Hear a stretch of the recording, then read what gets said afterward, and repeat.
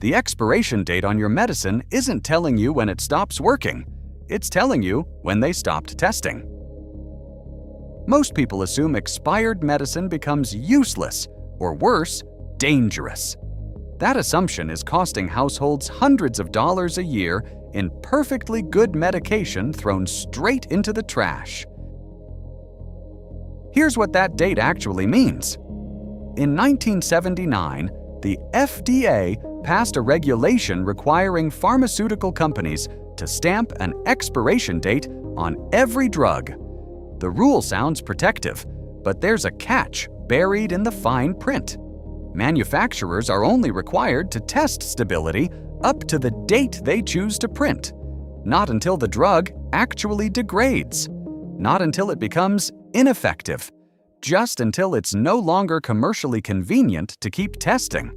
So a company runs a 2-year stability study, prints a 2-year expiration date, and moves on. What happens after that date?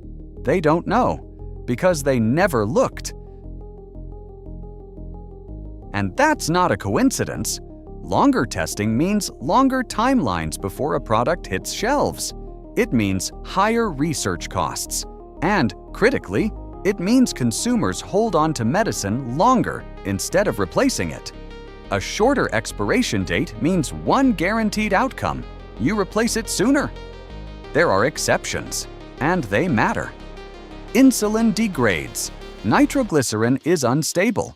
Liquid antibiotics lose potency fast. But solid pills, the aspirin, the antihistamines, the ibuprofen sitting in your cabinet, those are a different story entirely. In the 1980s, the US military faced a problem.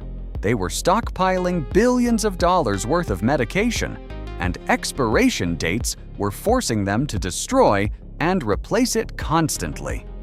So they went to the FDA with a simple question: what if we actually test what happens after the date? The FDA agreed. They launched a program called SLEP, the Shelf Life Extension Program. They tested 122 different drug products across 3,005 lots, past their printed expiration dates. The result: 88% of those lots were still fully potent and were extended by an average of 66 months. Some were extended by over 15 years. The military has been quietly using this program for decades. The public version never existed.